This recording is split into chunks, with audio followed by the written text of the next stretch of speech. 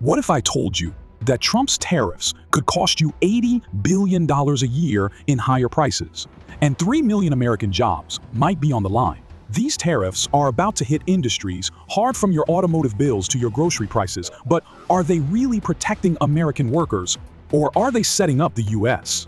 for a devastating economic fallout? In today's video, we're diving into one of the most controversial trade moves in recent history: Trump's new tariffs. From steel and aluminum to global trade relations, these tariffs are set to change the way we do business across borders. But it's not just about politics, it's about your wallet. Prices are rising, industries are shifting, and everyday life might look a little different. So grab your coffee and stay tuned as we break down how these tariffs will affect the world economy and how they'll affect you, whether you live in the U.S. or across the globe. Trump's latest tariffs focus primarily on steel and aluminum imports. A 25% tariff on steel and 10% on aluminum from countries like China, Canada, Mexico, and the European Union (EU) are set to increase. But why are these tariffs in place? To answer this, we need to understand Trump's core trade policy, America First. The goal? To reduce the U.S.'s trade deficit and protect American industries from foreign competition, especially in sectors like steel production, which Trump argues have been undermined by unfair trade practices. The U.S. imported 28.6 million tons of steel in 2023, with Canada being the biggest foreign supplier, followed by Mexico and Brazil. The total value of steel imports was estimated at $33.15 billion. By imposing a 25% tariff on imported steel, Trump's administration hopes to drive domestic production and protect U.S. steelmakers, who argue that unfair competition from foreign producers, especially China, has undercut prices. The aluminum tariff is equally strategic, given that the U.S. imported 4.8 million tons of aluminum in 2023, amounting to $28.29 billion in value.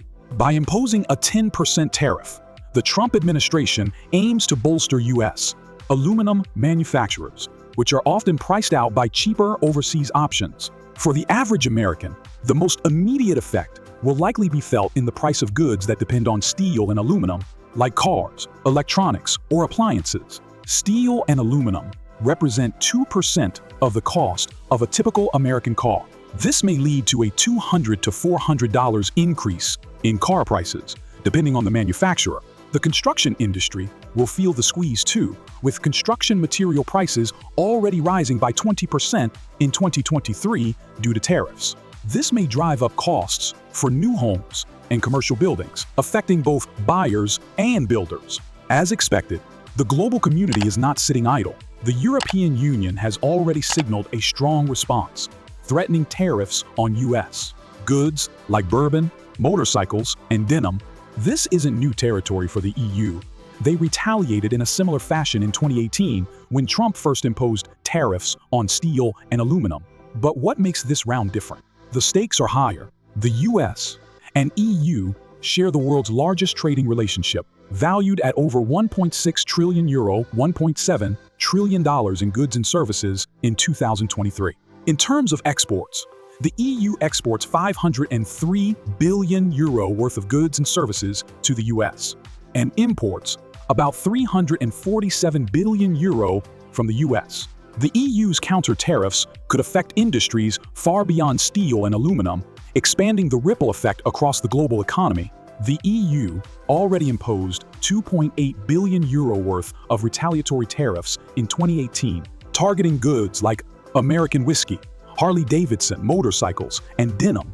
This time, the EU could expand these measures, adding further pressure on U.S. industries.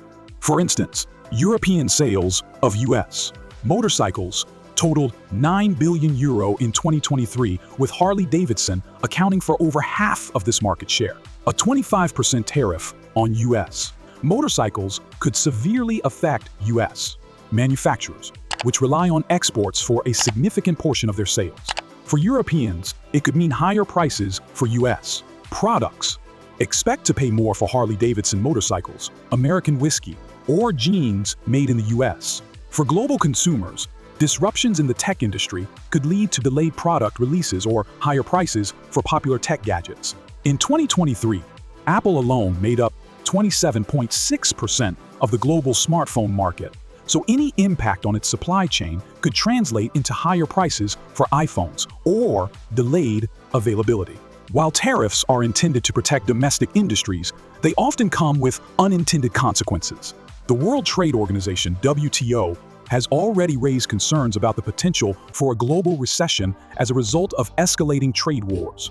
By disrupting supply chains and increasing costs for manufacturers worldwide, Trump's tariffs could slow down global economic growth.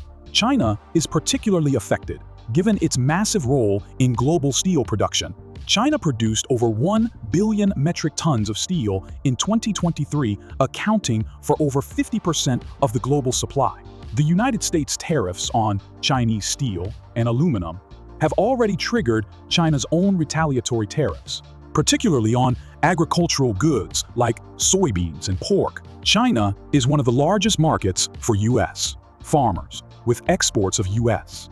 agricultural products reaching $33.7 billion in 2023.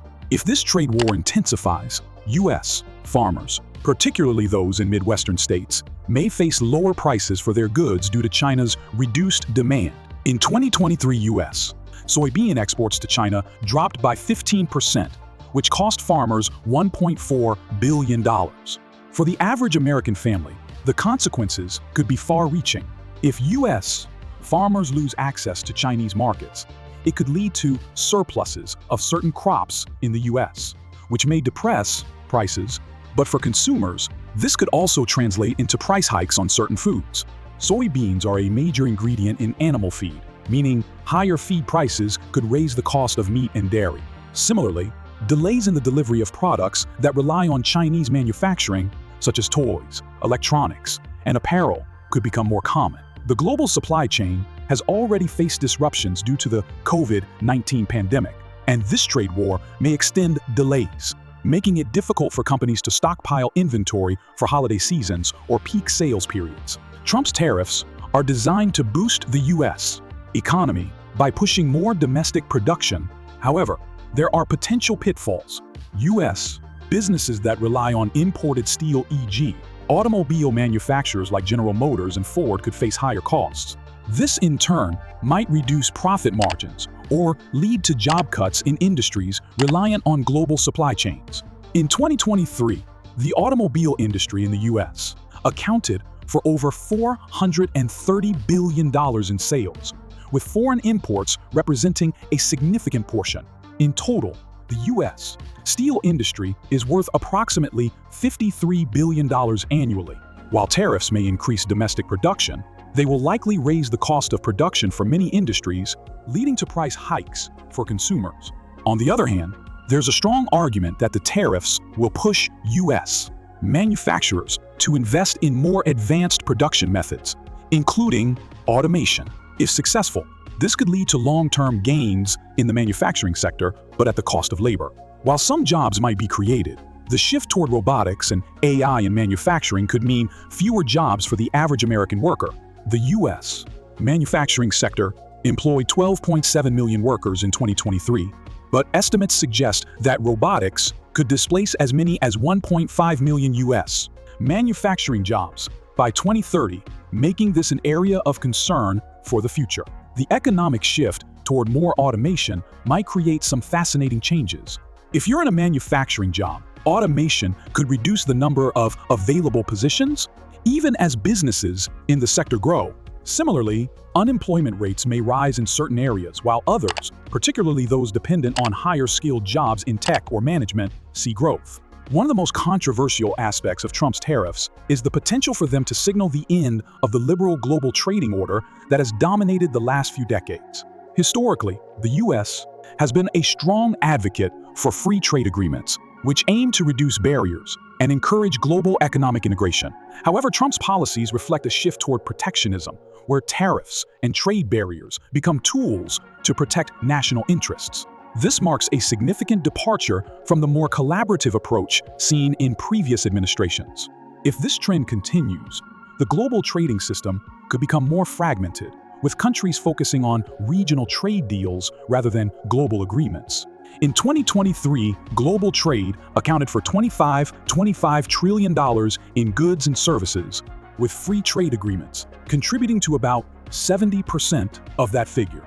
A shift towards protectionism could severely disrupt the flow of goods across borders. A more fragmented global trade system could lead to higher prices, more trade wars, and supply chain bottlenecks. This may mean higher costs for goods from around the world, particularly those from emerging markets, as tariffs and taxes increase. As we've seen, the implications of Trump's tariffs are wide, reaching, and complex. While the intention is to protect U.S. industries and workers, the reality is that these tariffs have the potential to impact everyone from consumers in the U.S. to global suppliers and manufacturers. The rise in prices could be just the tip of the iceberg. The question is, how far will the ripple effects extend, and will the U.S. trade policy shift permanently change the global economy? Stay tuned as these events unfold, and let us know what you think about these tariffs. How do you think they'll affect you? Don't forget to like, subscribe, and hit the notification bell so you never miss an update on global trade, economics, and everything in between. Exports to the EU grew to $32.5 billion, while imports from the EU decreased to $67.50 billion, narrowing Canada's trade deficit with the EU to $35 million. This favorable trade environment, coupled with the EU's need for stable energy sources, makes the EU an attractive market for Canadian energy exports. However, there's a catch. While this could benefit Europeans in the long term, there's always the possibility of price spikes during transitions, especially if Canadian LNG exports don't ramp up as expected. So, in the short term, you might not see immediate relief from high energy prices, but in the medium to long term, the shift to Canadian energy could be a game changer. Chapter 4: The Political Climate, Tariffs, and Trade. Now, let's talk about the political climate surrounding this energy shift. As we mentioned earlier, U.S. policies, especially the America First agenda under Trump, introduced volatility to the global energy market. Tariffs on imports became a real threat. Energy exports were not exempt from these tariffs, creating concerns in the EU about the reliability of U.S. energy imports. In this environment, Europe has been looking for more predictable energy partners. Enter Canada.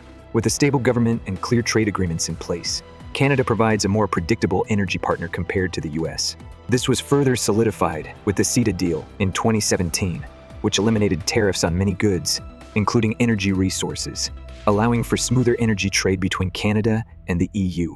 For everyday Europeans, this shift means greater stability in energy prices without the fear of sudden tariffs or supply disruptions that could occur from political decisions in the U.S. In essence, Canada's decision is about providing security, the security of predictable, reliable energy at competitive prices. Chapter 5: How this affects U.S.-EU relations. So, how does all of this affect the U.S.-EU relationship? Well, this decision by Canada signals a fundamental shift in global energy dynamics. The EU is clearly looking to diversify its energy sources and is no longer solely relying on the U.S., which it once saw as a natural partner for energy imports. Canada's pivot towards the EU carries significant implications for the United States.